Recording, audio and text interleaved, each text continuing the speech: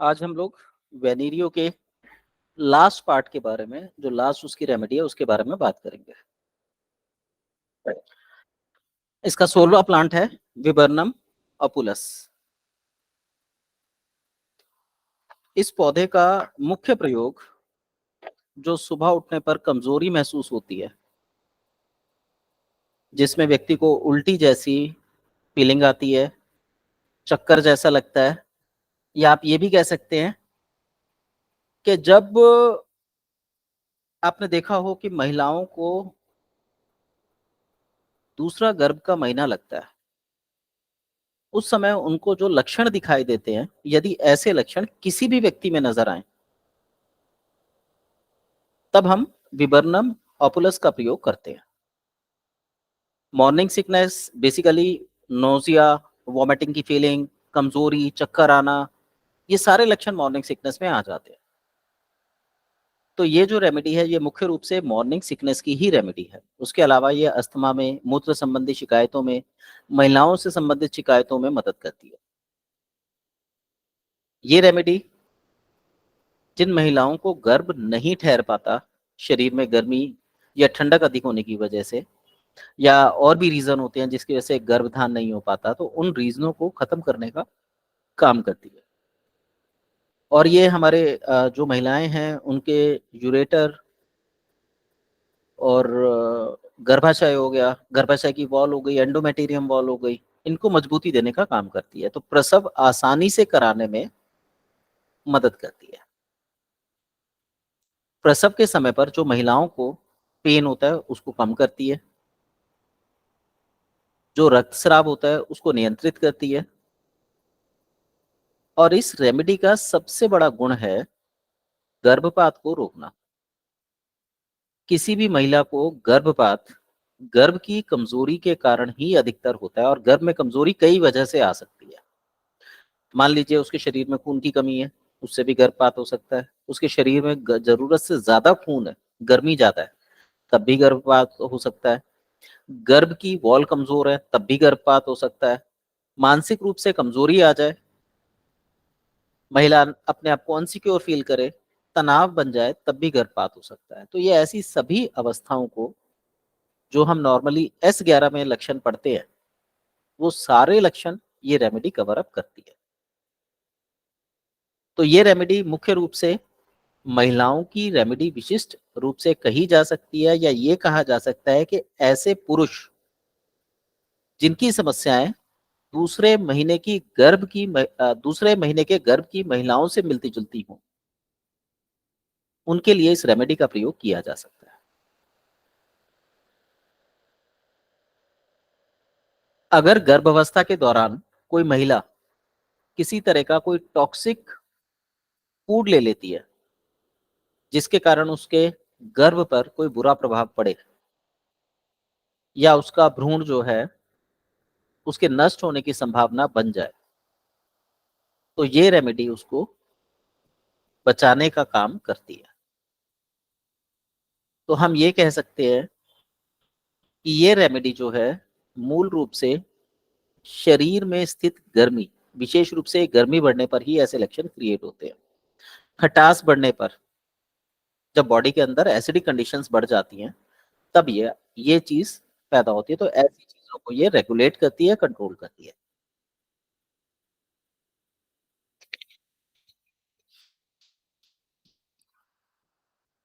इस व्यक्ति के जो लक्षण होते हैं वो हैं, ऐसे व्यक्ति को दर्द होने के कारण पसीना आने लगता है, बेचैनी होने लगती है। पेट के निचले भागों में, चाहे महिला हो या पुरुष हो, पेट के निचले भागों में ऐंठन आने लगती है। महिलाओं में जो पीरियड्स होते हैं वो पेनफुल हो जाते हैं। और पुरुषों में, हालांकि महिलाओं में भी कॉलिक संबंधी समस्याएं लगी रहती हैं। यानी आंत के निचले भाग में, छोटी आंत के निचले भाग में, जो बेसिकली हमारे यूरिनरी ब्लैडर के आसपास होती है, उसके अंदर ये शिकायतें जब आती है तब ऐसी समस्या होती है। तो इस रेमेडी के साथ हम लोग S2 या S6 का प्रयोग करके अच्छे रिजल्ट ले सकते हैं। S2, C2, S6, C6, F1 इनके रिजल्ट काफी अच्छे रहते हैं। पुरुषों में यदि प्रोस्टेटिक कैंसर हो जाए, अर्ली डिस्चार्ज की समस्या हो, कैंसर हो, जीभ या मुंह में छाले बनते हों, नींद प्रॉपर ना आती हो और सोने के दौरान उसे थकान अनुभव होती हो, 8 घंटे भी सोता है बावजूद उसके भी उसको थकान महसूस होती है सुबह जागने पर, तो ये सारे के सारे लक्षण समझ जाइए कि हमारी बॉडी में माइनर कैंसर के लक्षणों से मैच करते हैं। ऐसी अवस्था में यदि हम इस रेमेडी का प्रयोग करते हैं, और मैं तो कहूंगा इस रेमेडी के स्थान पर यदि हम वेनीरियो 1 का प्रयोग करते हैं तो वो एक बेहतरीन औषधि साबित हो सकती है, क्योंकि जो भी औषधियां हमने अभी तक पढ़ी वो सारी की सारी वेनीरियो में पाई जाती हैं, तो उन सब का प्रभाव, उन सब के गुण वेनीरियो में हमें मिलते हैं। इस औषधि का प्रभाव हमारे सर और मन पर क्या पड़ता है? जो व्यक्ति समझने में, किसी बात को समझने में अक्षम हो, तुरंत क्रोध में आ जाए, बेवजह के भ्रम या विचारों में डूबा रहता हो, फोकस करने में असमर्थ हो, सिर में तारे नजर आते हो या चक्कर आते हो, तो ऐसी अवस्था में इस रेमेडी का प्रयोग किया जाता है। आजकल ये सारे लक्षण, जो लोग अंधेरे में मोबाइल का प्रयोग ज्यादा करते हैं या जिन लोगों की आंखों में समस्याएं उत्पन्न हो जाती हैं, चश्मा मोटे नंबर का लग जाता है, तब भी ये उन्हीं लक्षणों से मैच करती है। व्यक्ति का स्वभाव सुस्त हो जाएगा, भ्रामक होगा, उसके माथे की तरफ से दर्द पीछे की ओर जाता है,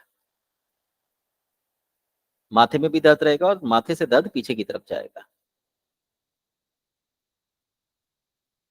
आंखों की साइड्स में दर्द होते हुए कानों के पीछे चला जाता है। और जब भी ऐसा व्यक्ति थोड़ी सी भी मानसिक परिश्रम करेगा, उसको थकान और कमजोरी महसूस होने लगती है। लेफ्ट साइड कान के पीछे के क्षेत्र में उसको दर्द बना रहता है, थकान रहती है, और ऐसे व्यक्ति को मूत्र ज्यादा आता है। आंख और कान की बात करें तो उसकी आंखों में हल्की लाली, जो दिखाई नहीं देती लेकिन आंखों में सूजन मिलती है, आंखों में थकान होती है, आंखों को बंद करना चाहता है, हाथों से आंखों को दबाता है, तो उसकी आंखों में हल्की फुल्की सूजन होती है जिसे हम देख नहीं सकते, केवल उसके बताने से हम उसे महसूस कर सकते हैं। और कान के बाहरी हिस्से में, और विशेषकर कान के नीचे, खुजली सी होती है उसको, और जब भी वो व्यक्ति छींकेगा साथ में पानी निकलता है। और इतना ही नहीं, कई बार बेवजह उसकी नाक में भी पानी अपने आप आ जाता है। जीभ सूखी हुई रहती है और जीभ पर दांतों के निशान होते हैं। मुख में हल्का सा कड़वापन रहता है। ग्रास नली के राइट साइड में हल्की सी गुदगुदी होती है, जिससे उसे खांसी की शिकायत भी हो सकती है। यहाँ पर जो गुदगुदी होती है वो बोलते समय भी होती है और आवाज में एक कंपन आता है, जिससे आवाज में सुंदरता पैदा होती है। तो लोग इसको एक कॉमन सिम्टम मान लेते हैं कि भाई इसकी आवाज ऐसी है। पर ऐसी अवस्था में यदि आप देखेंगे तो इसके राइट साइड कमर में पीछे की ओर हल्का सा टेढ़ापन, जो कि नॉर्मली आपको या तो L1 में या S1 में आपको मिलेगा। डिस्क बल्जिंग की शिकायत हो सकती है ऐसे व्यक्ति को। दूसरा, लंग्स की कमजोरी रहती है, पैर ठंडे रहते हैं। तो ये ऐसे कुछ सिम्टम्स होते हैं जिनको देखकर हम आसानी से अंदाजा लगा सकते हैं कि इस व्यक्ति को इस तरीके की समस्याएं हैं, तो हमें वेनिडियो का प्रयोग करना है।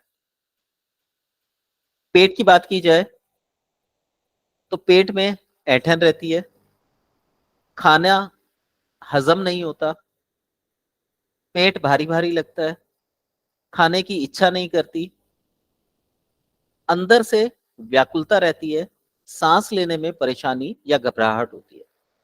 व्यक्ति किसी भी अवस्था में, ऐसी अवस्था में अपने आप को सहज महसूस नहीं कर पाता। पेट देखने में हो सकता है बड़ा हो, परंतु अंदरूनी रूप से पेट निर्बल होता है, कमजोर होता है, दुर्बल होता है। तो ऐसे व्यक्ति को गैस बनती है, डकारों के रूप में, बवासीर की शिकायत हो सकती है, बादी भी हो सकती है और रक्तीय भी हो सकती है। पेल्विक रीजन सारा भीगा हुआ रहता है, जननांगों में पसीना बहुत आता है और एक अजीब सी तीखी गंध वाली बदबू आती है। ऐसा व्यक्ति जब भी झूठ बोलता है, उसके हृदय के लेफ्ट साइड और स्प्लीन के रीजन में एक धड़कन सी महसूस होती है। यानी उसके मन में एक डर आ जाता है कि मेरी चोरी पकड़ी जाएगी। आंखें चुराता है, एक जगह टिका नहीं पाता, और यदि आंखें एक जगह टिकाएगा तो आंखों को फड़फड़ाता बहुत है। ऐसे ही महिलाओं में मासिक धर्म से पहले ऐंठन आती है, जो रात में बढ़ जाती है। ऐसे व्यक्ति को पतले दस्त डेली आते हैं और बीच बीच में उसे कब्ज की समस्या बनी रहती है, और मल निकालने के लिए उसे प्रयास ज्यादा करने पड़ते हैं। ऐसे ही उसका जो गुदा मुख होता है वो बाहर निकल आता है, इसे हम कांच निकलना बोलते हैं, और बवासीर उस स्थिति में पैदा होती है।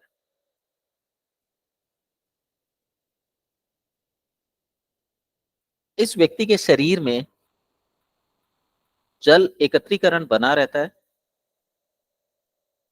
और जब भी ये पानी का सेवन करता है, पानी पीने के आधे पौने घंटे में उसको यूरिन पास हो जाता है। तो उसे लगता है कि वो ज्यादा पानी पीता है इसलिए यूरिन ज्यादा आ रहा है, पर यहाँ पे उसके शरीर में एसाइटिस की समस्या पाई जाती है। उसके शरीर में सूजन होती है, मधुमेह हो सकता है, थायराइड हो सकता है, किडनी कमजोर हो सकती है, हृदय कमजोर हो सकता है, लंग्स कमजोर हो सकते हैं। तो ऐसे सिम्टम्स कॉमनली दिखाई दे जाते हैं।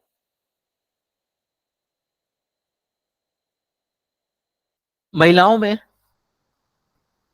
चलते समय, खांसते समय यूरिन लीक हो जाता है। क्योंकि यूरिन ज्यादा मात्रा में आता है, तो व्यक्ति के शरीर में इंटरनल ड्राइनेस होती है, जिसकी वजह से उसको खांसी जैसी समस्या होती है, पर ये इतनी माइनर होती है कि वो इसको महसूस नहीं कर पाता।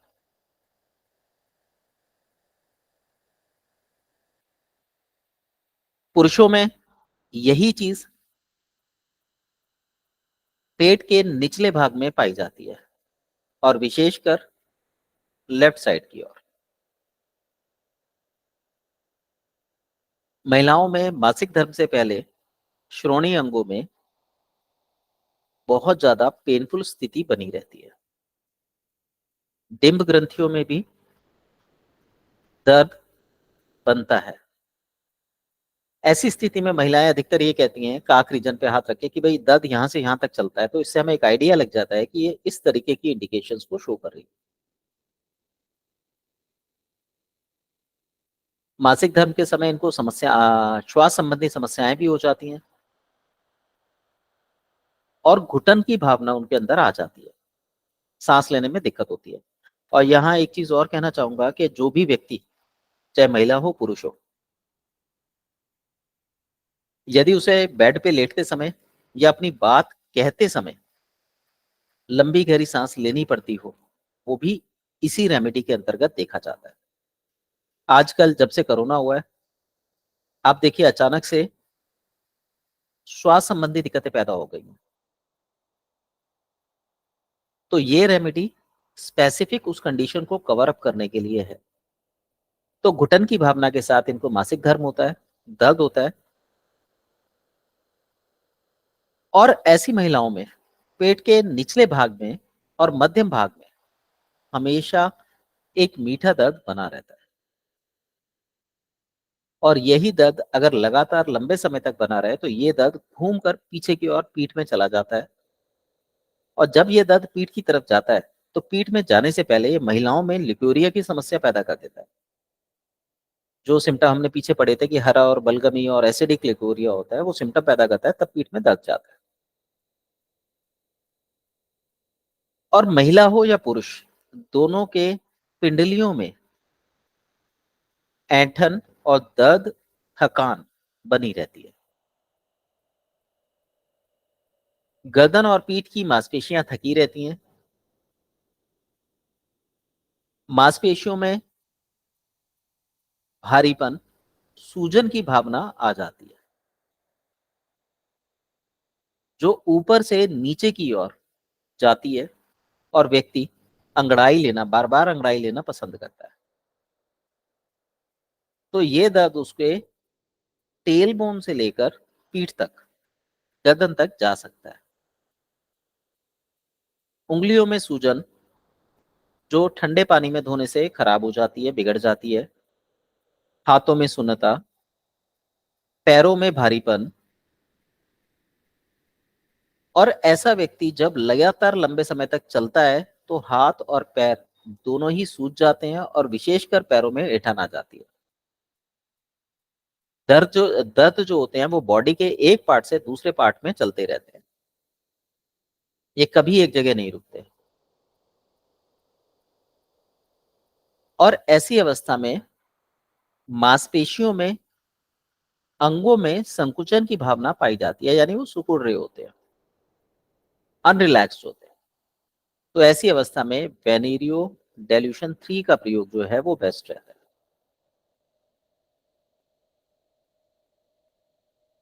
सामान्य रूप से कहा जाए तो व्यक्ति के सीने में भारीपन या गैस वाली भावना रहती है। हल्की सी मूवमेंट या सही बॉडी पोस्चर बनाने से ही उसको डकार रिलीज होने लगती है, या कोई उसको दबा दे तो गैस रिलीज होती है। हाथों में झंझनाहट रहती है, खून की कमी जैसा महसूस होता है, और ऐसा लगता है जैसे कोई भारी चीज लटका रखी हो। तो थकान बनी रहती है, और यही मांसपेशियों का दर्द कहलाता है। तो ये हमारे विबर्नम के लक्षण थे। हमने कैंसर रसो ग्रुप पूरा पढ़ लिया। यहां पर कुछ बेसिक फार्मूले हैं कि हम C1, C2, C17 कैसे प्रयोग करते हैं। तो मिश्रित प्रकृति के क्रोनिक डिसीजेस के लिए हम लोग C1 का प्रयोग करते हैं, जैसे हम S1 का प्रयोग करते हैं वैसे ही हम C1 का प्रयोग मिश्रित प्रकृति के व्यक्ति के लिए करते हैं। यदि आप किसी को S1 या A1 लिम्फ या ब्लड की सफाई के लिए दे रहे हैं और वो रिजल्ट ना दे पा रहे हो, तो आप C1 और अल्टरनेटिवली वेन 1 का प्रयोग करके ये रिजल्ट ले सकते हैं। किसी व्यक्ति के जोड़ कड़े पड़ जाए, C2 C17 का प्रयोग करें। इसी तरीके से जोड़ अगर नरम पड़ जाए तब भी C2 C17 का प्रयोग ऑपोजिट कंडीशन में किया जा सकता है, डेल्यूशंस के रोग। थायराइड संबंधी रोग हैं, स्किन संबंधी प्रॉब्लम्स हैं, शरीर को खाया पिया लगता नहीं है, C3 का प्रयोग करें। हड्डियों से संबंधित रोग है, C4 का प्रयोग करें। कार्टिलेज में जाते हैं, C3 C5 का प्रयोग करें। सख्त हड्डियों पे आते हैं, C4 का प्रयोग करें। ऐसे ही मेटाबॉलिज्म के ऑर्गन है, लिवर है, गॉल ब्लैडर है। त्वचा के बाहरी रोग हैं, C5 का प्रयोग करें। त्वचा के अंदरूनी रोग हैं, C3 का प्रयोग करें। किडनी के रोग हैं, पथरी है, किडनी में पथरी है, C6C17 का प्रयोग करें। किसी की बॉडी में यूरिक एसिड ज्यादा बनता हो तो पहले S5 तत्पश्चात C5C3 का प्रयोग करें। C17 C6 ये भी इसमें अच्छे रिजल्ट देते हैं। पेट संबंधी रोग हो C10 का प्रयोग करें। अगर कोई व्यक्ति ये कहता है कि मेरे दोनों पैरों पे वजन बराबर नहीं पड़ता, या जिस व्यक्ति की बैकबोन हिल जाती है, या जिस व्यक्ति के डिस्क बल्ज हो जाती है, C10 का प्रयोग कीजिए, बहुत अच्छे रिजल्ट मिलते हैं। इसके बाद 13 गले, सिर और छाती से संबंधित रोगों में काम करें। मोटे रूप से पेट से ऊपर के रोगों में C13 का प्रयोग करें। डाइजेशन संबंधी प्रॉब्लम के लिए, पित्त संबंधी प्रॉब्लम के लिए C15 का प्रयोग करें। पेट के मध्य भाग के लिए C15 का प्रयोग करें। और शरीर में कहीं पर भी हार्निया हो, C15 का प्रयोग करें। हार्निया के लिए मैंने बताया था, कोई भी अंग अपने स्थान से डिसलोकेट हो जाए तो उसको हम हार्निया मानेंगे। कॉमनली हार्निया ये होता है कि आंतों में हो जाता है, पर मान लीजिए किसी की घुटने की हड्डी आपस में रगड़ खा रही है, उसे भी हम हार्निया मानेंगे, तो C15 का प्रयोग करेंगे। किसी की मोच आ गई है किसी को, वो भी हार्निया के रूप में हम काउंट करेंगे। ऐसे ही एक व्यक्ति एक विचार पे टिकने की बजाय उसी विचार के ऑपोजिट विचारों पे चला जाता है, तो वो भी हम हार्निया के अंतर्गत रख के हायर डाइल्यूशन में C15 का प्रयोग कर सकते हैं। जितने भी प्रकार के रतिज रोग हैं, पैतृक रोग हैं, वेन 1 का प्रयोग करें। यदि शरीर में मस्से बढ़ जाए, मांस बढ़ जाए, कैंसर जैसी स्थिति उत्पन्न हो, तो वेन 1 के साथ साथ वेन 2 का प्रयोग भी लाभकारी होता है। हम लोगों ने लिम्फेटिकोज महाग्रुप, एंजाइटिकोज महाग्रुप और कैंसरसो महाग्रुप की सभी औषधियों के बारे में पढ़ लिया है। कल हम लोग इलेक्ट्रिसिटीज के बारे में बात करेंगे, जो चौथा और अंतिम ग्रुप है। तो आज अभी थोड़ा सा समय बचा है, तो मैं यहाँ पर दवाइयों के लिए थोड़ा सुरक्षा का जानकारी देना चाह रहा हूँ कि हमारी दवाइयों की स्ट्रेंथ क्या है और कहाँ उपयोग करनी है, कैसे उपयोग करनी है। हमारी दवाइयों में किसी भी प्रकार का कोई दुष्प्रभाव नहीं है। अगर हम स्थूल रूप से बात करें तो ये बात बिल्कुल परफेक्ट है, पर अगर कोई कहे कि ऐसा नहीं है कि हमारी दवाइयों में दुष्प्रभाव ही नहीं है, तो संसार में ऐसी कोई भी चीज नहीं है जिसका दूसरा रूप ना हो। तो हमारी दवाइयों के भी दोनों रूप हैं, तभी ये पॉजिटिव और नेगेटिव में काम करती है। फायदा हमारा ये है कि हमने आज उसको पेशेंट को कोई डोज दिया और वो डोज उसको नुकसान करने लगा, उसकी बॉडी की कैपेबिलिटी को उसने बढ़ा दिया, तो हमें अगले दिन ये चीज समझ आ जाएगी कि ये दिक्कत हुई है, तो हम डाइल्यूशन चेंज करेंगे और वो वापस उसी स्थिति में पहुंच जाएगा जैसा कि हम चाह रहे थे। या इसकी काट S1 इसका प्रयोग कर सकते हैं। पर अगर हम ये कहें कि हम वही दवाई बार बार चलाते रहेंगे, तो 100% वो दवाइयां उस पर दुष्प्रभाव डालेंगी ही डालेंगी। तो हमें अपनी दवाइयों का प्रयोग करने के दौरान एक टाइम पीरियड को मेंटेन करना बहुत जरूरी होता है। जैसे मान लीजिए अब कब्ज का इलाज करना है। अब मेरी बहुत सारे लोगों से बातचीत हुई सलास को लेके। कब्ज की एक रेमेडी है, सलास है, उसमें 2 रेमेडियां मिली हुई हैं। अब लोग कहते हैं जी सलास लेके हमें बाउल के कोई वो नहीं मिलते, इंडिकेशंस नहीं मिलते। सलास फेल है रेमेडी, जो मोशन लाने में कोई मदद नहीं करती। देखिए वास्तविकता ये है, सलास हमारी आंतों की पैराफेलिक मूवमेंट में सुधार लाती है, जिसकी वजह से मोशन खुल के आता है। अगर हम ये कहें कि सलास मल पे काम करती है, तो सलास मल पे कोई काम नहीं करती। इसलिए कभी भी कब्ज के केस में सलास से जल्दी रिजल्ट लेने की कोशिश ना करें, रिजल्ट नहीं आते।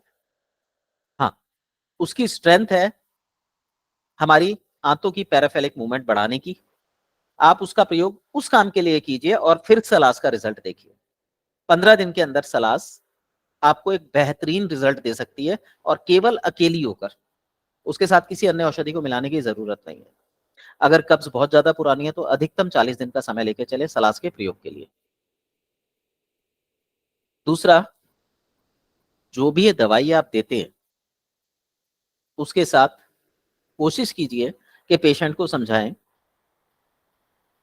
दूध और दूध से बनी चीजें और खट्टी चीजों का सेवन ना करें, क्योंकि हम डाइल्यूशंस पे काम करते हैं। यदि वो इस तरीके की कोई चीज खाएगा तो हमारी दवाइयां उसको प्रॉपर रिजल्ट नहीं दे पाती। इसके बाद जो भी दवाई जिस समय के लिए बताई गई हो उसे वो समय पर लेनी चाहिए। बेसमय लेने पर हमारी बॉडी की अपनी एक बायोलॉजिकल क्लॉक होती है जिसका एक काम करने का समय होता है। यदि हम उस समय अपनी दवाइयों को उसके अनुसार बना के दें तो बहुत तीव्र गति से दवाइयां काम करती हैं। कई बार हमारा जो तरीका है दवाई देने का वो उस टाइम के विपरीत होता है, तो वहां पर हम कई बार गलती कर जाते हैं डाइल्यूशन के चुनाव में। तो इसका भी हमें ध्यान रखना है कि हमारी दवाइयां बायोलॉजिकल क्लॉक के अनुसार बनी होनी चाहिए। अगर हम इन 2-3 छोटी-छोटी बातों का ध्यान रखें कि टाइम से दवाई लें, दवाइयों के बीच में गैप रखें, किसी खट्टी या दवाइयों के असर को खत्म करने वाली चीजों का प्रयोग ना करें, तो हमारी दवाइयां इंस्टेंट बॉडी फंक्शन में चेंज लाने की पावर रखती है। इतनी ताकत एलोपैथी में भी नहीं है जो हमारी दवाइयों की ताकत है। और सबसे बड़ा अगर हम देखें तो एलोपैथिक खाने के बाद वो उसके लीवर पे, गॉल ब्लैडर पे इफेक्ट डालेगी डालेगी। हमारी दवाइयों में ये गुण नहीं पाए जाते। तो हमारी दवाइयां किसी भी अन्य चिकित्सा पद्धतियों के साथ, चाहे वो एलोपैथिक हो, आयुर्वेदिक हो, होम्योपैथिक हो, आप चला सकते हैं। इलेक्ट्रो होम्योपैथी की दवाइयां किसी भी अन्य दवाइयों के कार्यों में हस्तक्षेप नहीं करती, क्योंकि बाकी की दवाइयां आपके बॉडी फंक्शन पे काम नहीं करती, वो आपके सिस्टम्स को चलाने का काम करती है। बाकी दवाइयां, अब जैसे बुखार उतारने की दवाई है तो वो गर्मी को कम करेगी, हमारी दवाई बॉडी की सिस्टम को ठीक करेगी जिससे गर्मी कम हो। तो दोनों में ये सबसे बड़ा डिफरेंस रहता है। जब भी आप कोई दवाई प्रयोग करते हैं, आप धीरे धीरे जो जिन्होंने अपने फार्मूले बना लिए हैं ये लोग लेबल लगाने लगे हैं और उस पर इंडिकेशंस देने लगे हैं। जो इसकी ओरिजिनल दवाएं आती हैं आज भी उन पे कोई इंडिकेशंस नहीं होते। तो जब भी आप ये दवाइयां प्रयोग करें तो इनके बारे में आपको पोटेंसी के बारे में, डाइल्यूशंस के बारे में क्लियर होना चाहिए और उसको अच्छे से मेंशन होना चाहिए, जिससे आगे चल के हमारी पैथी भी एक अच्छी अवस्था में आ सके। तो ऐसे लेबलों को ध्यान से पढ़ना चाहिए, बच्चों की पहुंच से दूर रखना चाहिए। हम लोग कह देते हैं हमारी दवाइयां सेफ हैं, हमारी दवाई कोई आधा लीटर पी जाए उसे कोई नुकसान नहीं करेगी, ये फैक्ट भी है। पर अगर वही चीज 2, 4, 5, 10 बूंदे उसके अंदर जाती हैं तो उसकी बॉडी में चेंज लाने की ताकत रखती है। और गवर्नमेंट का एक नॉर्म भी है कि यदि आप दवा बनाते हैं तो उसे हमेशा बच्चों की पहुंच से दूर रखिए। हालांकि डायरेक्टली इसका कोई साइड इफेक्ट नहीं है, हमारी कोई भी दवाई कोई भी उठा के पी ले, डायरेक्टली कोई साइड इफेक्ट नहीं है, लेकिन माइनर इफेक्ट हमारी दवाइयों में भी होते हैं।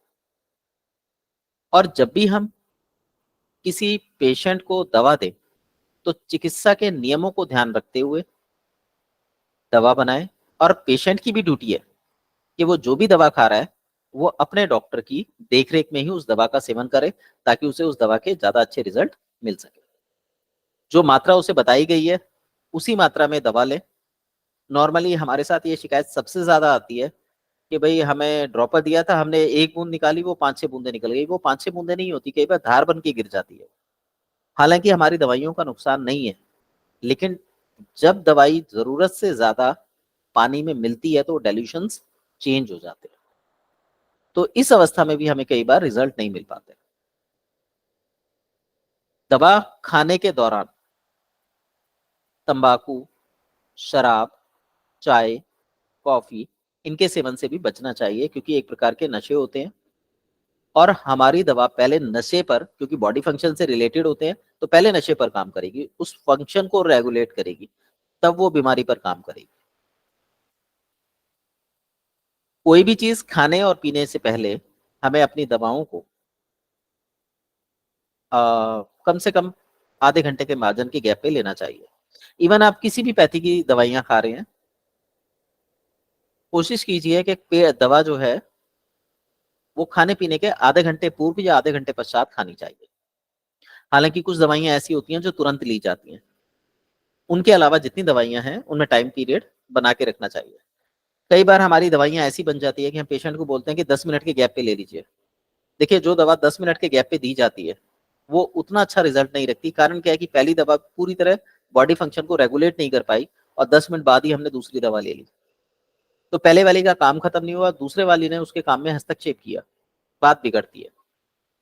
ऐसे केस में आधे घंटे का मार्जिन अच्छा रहता है। दवा लेते समय कोई भी तेज गंध वाली चीज, कपूर हो गया, लहसुन हो गया, प्याज, कॉफी, हींग, इन चीजों के सेवन से बचना चाहिए और कोशिश करें कि दवा सेवन काल के दौरान इन चीजों का प्रयोग ना करें। दवा हमेशा प्राकृतिक ठंडी जगह पर रखी जानी चाहिए जहां पे सूखापन हो, नहीं तो इसके अंदर जाला बहुत जल्दी पड़ता है और आप लोगों ने देखा भी होगा कि हमारी दवाइयों में जाला आ जाता है। तो जहां पर नमी होती है वहां पे ये शिकायत आ जाती है। दवा की बूंदें, जो भी आप दवा का चयन कर रहे हैं वो आवश्यकता अनुसार 6 से 20 बूंदें दिन में 3 बार से 6 बार तक ली जा सकती है। डिसीज एक्यूट है, 6 बार तक लीजिए। क्रॉनिक है, 1 बार लीजिए। तो ये दवा का चयन हमारे एक्सपीरियंस पे डिपेंड करता है। दवा लेने से, ये पॉइंट हम कर चुके हैं, यदि गर्भवती या स्तनपान कराने वाली महिला है तो ऐसी महिला को बहुत सावधानी पूर्वक दवाएं करा दीजिए। कारण क्या है कि जो आप दवा देंगे उसका प्रभाव उस महिला के साथ साथ उसकी होने वाली संतान पर भी पड़ता है। तो इसलिए गर्भवती महिला और स्तनपान कराने वाली महिला को बहुत ध्यानपूर्वक दवा देनी चाहिए। तो ये हमारी इलेक्ट्रोपैथी की एक गाइडलाइन थी, सुरक्षा जानकारियां थी। अब अगर आपको किसी को कुछ पूछना है, कुछ कहना चाहते हैं तो आप लोग बोल सकते हैं। सर मिल्क प्रोडक्ट भी लेना ना।